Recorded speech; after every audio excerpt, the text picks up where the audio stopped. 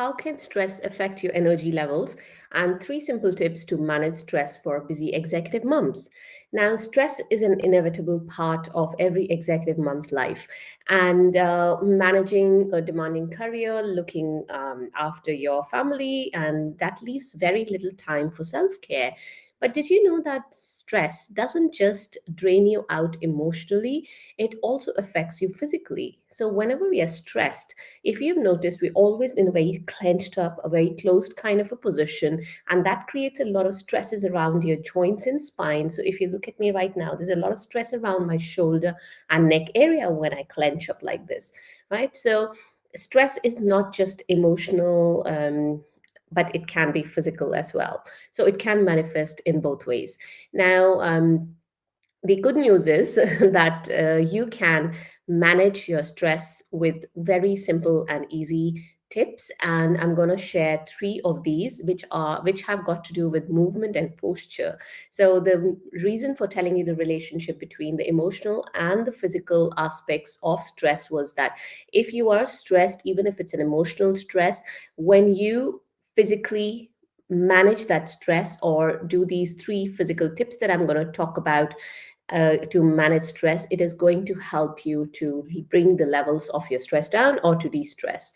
Now, stress is a word that has become a very everyday word, so much so it is very overused and it has become white noise, but it is a real thing. If you are under stress right now, you know it's real, and of course it's going to not just drain your body, it's going to leave you unfocused, it's going to leave you fatigued. So let's address this stress, how it affects you, and three simple tips to manage the stress, especially if you're a busy executive mom, in this video. All right, so before we begin, for those of you who don't know me, my name is Swati. I'm an executive mom power coach. I help moms of younger kids who work in high stress executive jobs to manage their spinal, that is back and neck, and nerve pain. I do so by giving you simple exercises, some easy lifestyle modifications, some tips and tricks that have helped me in my own pain and adrenal fatigue journey. When I say adrenal fatigue, it is a very broad term. The symptoms that I'm referring to are low energy levels and lack of focus or brain fog, because those are the ones that I had. And when you have these problems of lack of focus and low energy levels, it is very, very difficult to manage your spinal and nerve pain. So I give you simple solutions to manage this, and I do so by not taking a lot of your time, because hey, we are moms, we're busy people, right? So let's get into the topic for today, which is how stress affects your energy level, and three simple tips to manage stress for busy executive moms. So as I was saying, stress is a very real thing. So on a physical level in your body, when you're stressed, there's a release of cortisol, a hormone that helps your body to respond to challenges. Now, when we wake up in the morning, you're ready to go. Well, unless you have low energy levels, on a normal basis, people are ready to go. Whenever you have a challenge, you have something that comes up, you get this burst of energy that comes from cortisol being secreted in your body. Now, chronic stress keeps this cortisol level high at all times.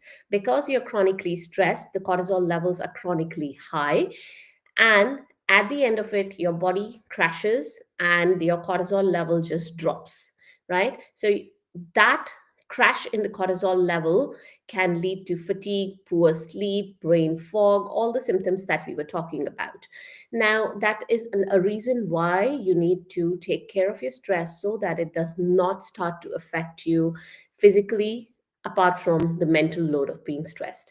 So, for executive moms, when you're balancing your everyday life and your packed schedule, your consistent state of fight or flight, where you're always on the go, it leaves you little energy for things that truly matter, which is whether it's excelling at your work or you're spending time with your family, right? So, stress can also, as I was saying, when you're stressed, you are in this clenched up, stressed out position. Have you ever seen somebody who's stressed or angry? They're always like this. So, this can lead to neck, shoulder, back pain, of course, leading to poor posture and postural issues, and of course, nerve pain as well. This can reduce I won't say it will stop, but very minimal level. It will reduce the blood flow, it'll restrict your breathing, it will place unnecessary strain on your muscles, on your spine, ligaments, all of which further saps up or takes away your energy levels, right? It just drops your energy levels down.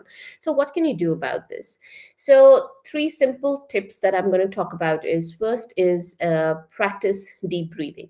Now, you might have heard of breathing exercises, or as in alternate practice, they also call pranayams.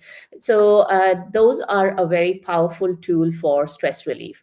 Now, shallow breathing, which often happens during stressful situation, because when you're stressed, for example, there's a tiger in front of you. Of course, that doesn't happen every day, but there's a challenge in front of you, right?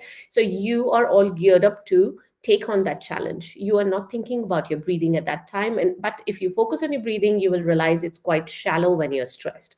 So deep breathing can break that pattern of shallow breathing and the stress that comes, the stress and the shallow breathing that comes with it. So just looking at my notes here, so take a few moments throughout your day to practice deep breathing, whether stressed or not. Every time you take a break from your computer, maybe a tea break, a lunch break, a dinner break, whatever breaks you're taking throughout your day, or put a pop-up alarm on your phone, or put a sticky note on your laptop, do some deep breathing work. So you don't have to do anything fancy. All you can do is breathe in for a count of four, hold for a count of two, and just breathe out for a count of four. And that's it, really. It also helps you clear your mind and you can focus better at your work. So I'm not going to give you many deep breathing exercises or anything. That's all available out there on Google. You can YouTube it.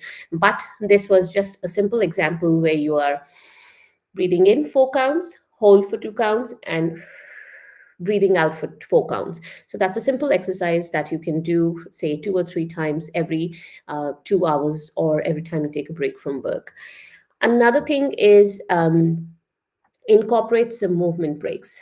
Now, when I say movement breaks, most of us, when we're sitting at our desk, we sit for prolonged periods of time. Even if you have a standing desk or a standing job, you may be standing for prolonged periods of time.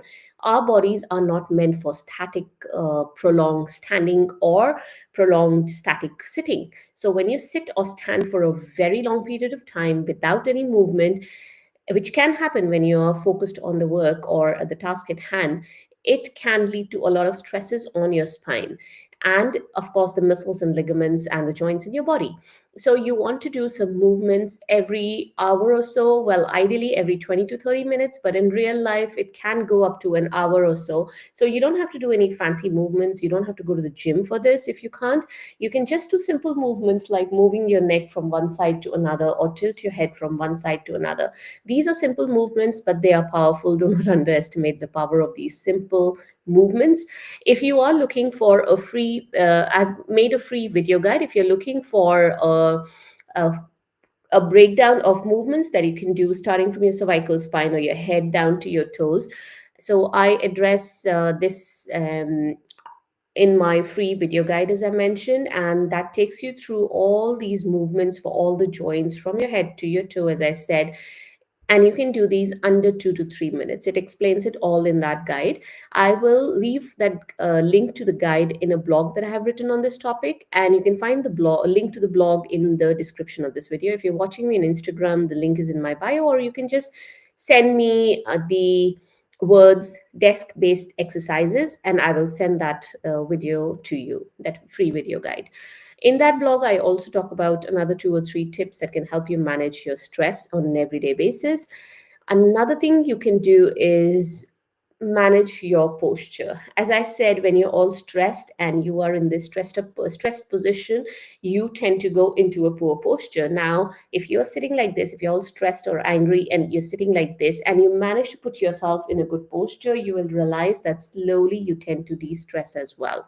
Now, again, posture is not just sitting, but it's sitting, standing, sleeping posture. So, for example, when you're sitting in your chair, you want to sit back with a good support for your lumbar spine, because we all have a natural curve in our lumbar spine. And if you do not support that curve by placing a cushion or a lumbar roll, or if you have an ergonomic chair like the one I have here and it has a lumbar support, then those muscles tend to be unsupported. And well, after a while, those muscles tend to get tired, and your lumbar spine will get tired and you will get into this slouching position. Excuse me. So you want to use a lumbar cushion. Now, there are many such tips that I share with you. You can go have a look at my YouTube channel, and there are many, many videos that I've done on sitting posture, standing posture, and sleeping posture, how to use your pillows, how to stand without having back pain or spinal pain and nerve pain. Or you can go to YouTube and type my name, Swati Prakash, nerve pain or posture or sitting, standing, whatever you want to search, and it will come up with these videos for you. Alrighty, going back to our topic here. So incorporate those movement breaks. Look into getting into a good posture, and also practice your deep breathing. So these are three practical tips that I wanted to share with you today. Now, in that video, in that blog that I mentioned, there is much more information about standing, sitting, sleeping posture, and the other things that we talked about. So have a look at it. Other people who have seen it have found it quite helpful. So go have a look. And if you have any questions, any comments, or if I have used any terminologies or any words here that you do not understand, feel free to message me and I'll be happy to answer all your questions. You can just comment below this video and I'll pick it up from there. Alrighty, I'll see you guys next time. Bye for now.